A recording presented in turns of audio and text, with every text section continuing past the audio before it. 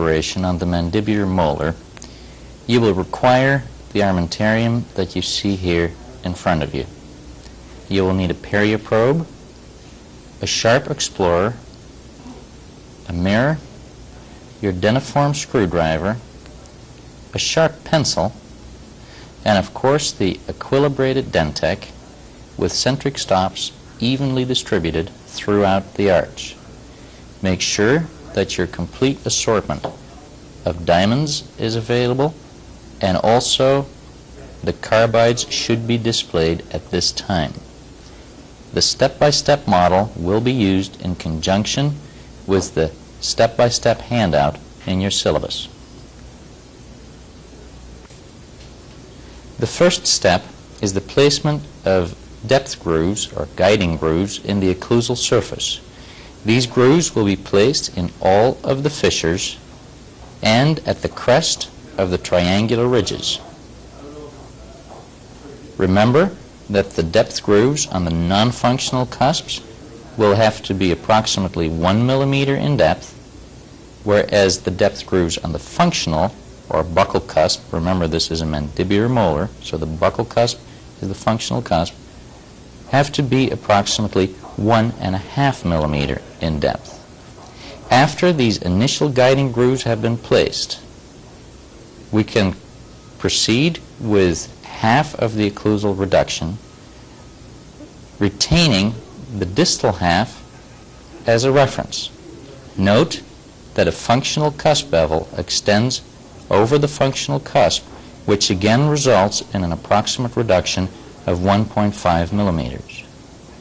After the occlusal reduction has been completed, we will then proceed with the actual reduction of the tooth.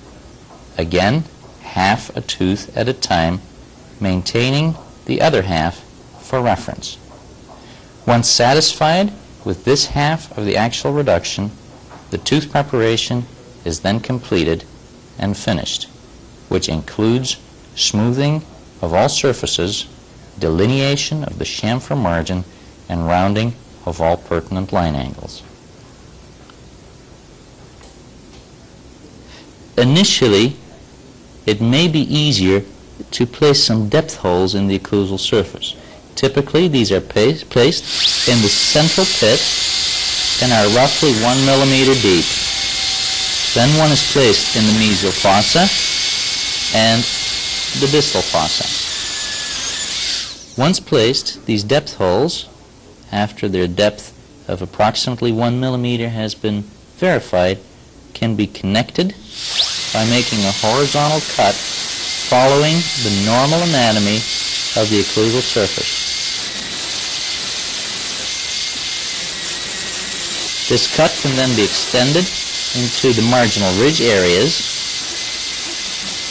and this cut will serve as a guide for the placement of the other grooves. Oops.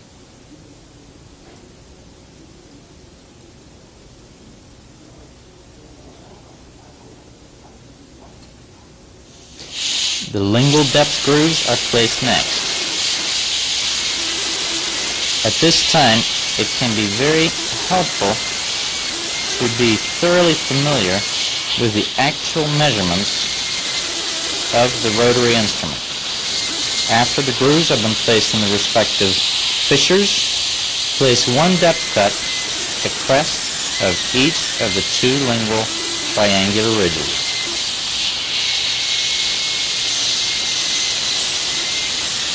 Once completed, these grooves should be approximately 1 millimeter in depth.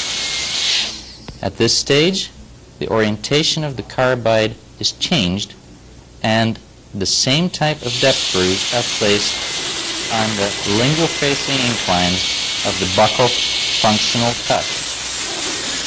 Recall that these grooves have to be slightly deeper, approximately 1.5 millimeters will suffice.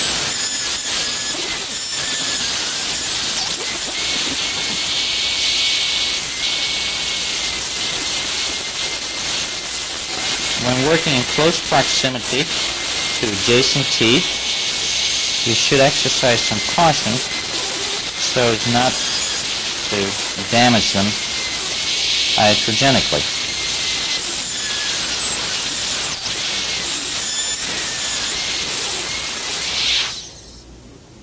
Here, the occlusal aspect of the depth cuts has been completed.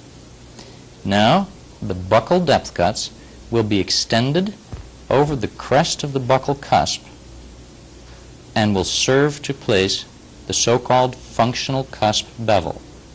These depth cuts will be approximately 1.5 millimeters near the crest of the cuspal ridge, but will fade into the existing buccal surface.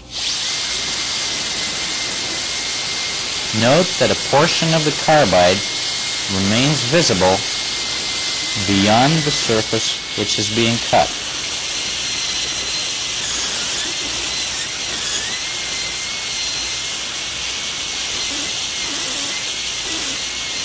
The primary area of reduction is at the cusp tip only.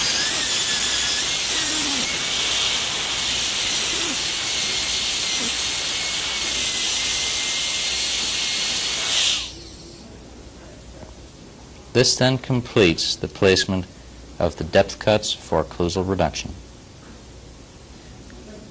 You can use your perioprobe to verify the depth of these grooves, approximately 1 millimeter in all of the lingual grooves and approximately 1.5 millimeters on the buccal aspect. Note once again that as the perioprobe is placed in the buccal facing grooves, these grooves fade out towards the cervical.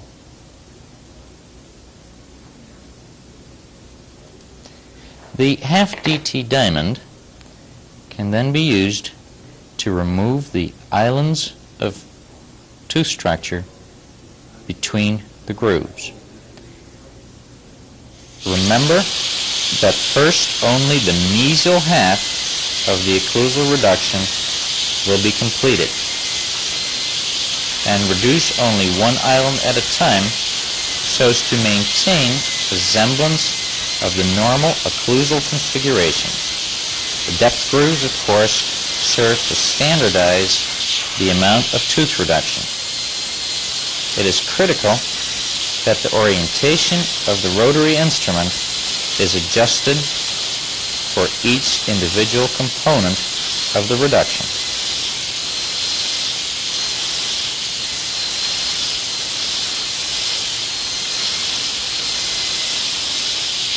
In the area of the marginal ridge, it may be somewhat tricky, and it may be desirable to leave a very small amount of tooth structure immediately in the area of the contact point. The completed reduction, however, should allow for at least 1 millimeter clearance by comparison to the adjacent marginal ridge.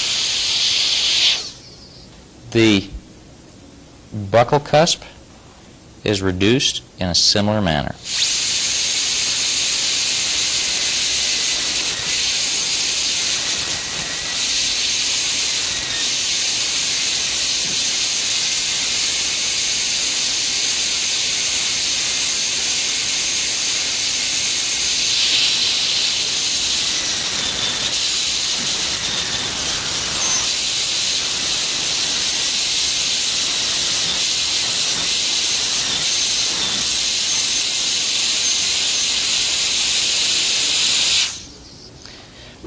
The functional cusp bevel is placed next. Again, note the orientation of the diamond relative to the remaining intact tooth structure.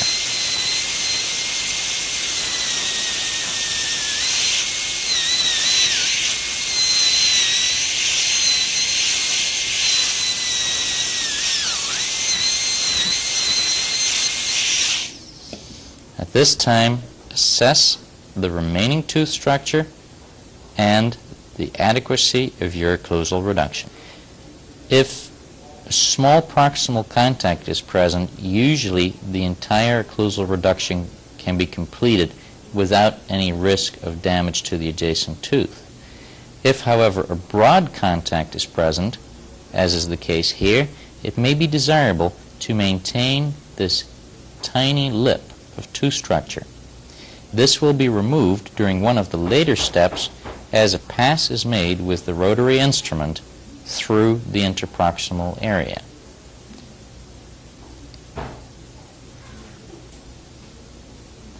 Note that in the area of the centric stop, approximately 1.5 millimeters of clearance or occlusal reduction has been obtained. On the lingual aspect, note that the reduction is approximately 1 millimeter. Once satisfied with the dimensional requirements, the occlusal reduction on the distal half of the occlusal surface can be completed.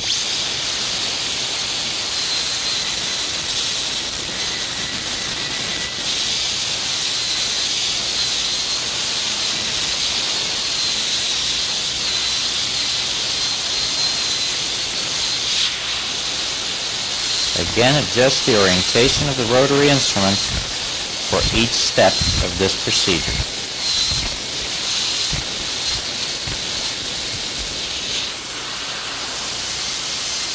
Sometimes time can be saved by switching from the lingual reduction immediately to the placement of the functional cusp bevel on the buccal surface, since essentially the same orientation of the rotary instrument is used.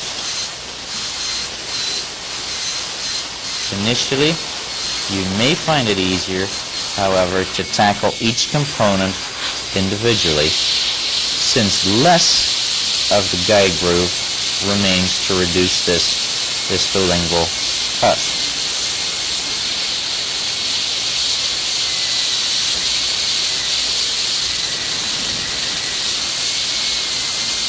Excuse me, distal buccal cusp, of course.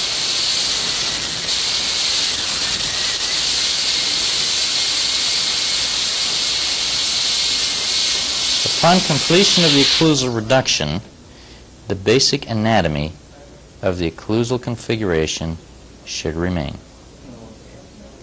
A strip of boxing wax can be used to verify the actual occlusal clearance. Removal of the strip will show indentations on the opposing occlusal surface, as well as indentations made by the actual occlusal reduction. You can use your thickness gauge to verify the actual amount of clearance which you have obtained. Remember again that it should be 1 millimeter on the non-functional and 1.5 millimeters on the functional cusps. The next step is placement of the lingual guiding grooves.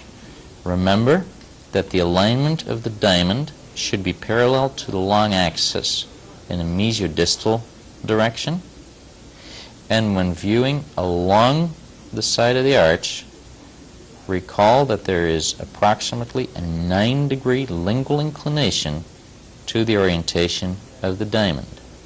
Once satisfied that in both directions the orientation of the rotary instrument is appropriate, place the lingual guiding grooves in the center of the lingual surface and both mesial and distal line angle area.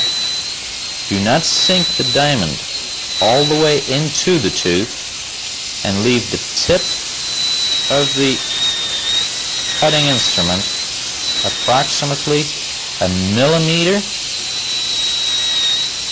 occlusal to the crest of the gingival tissues.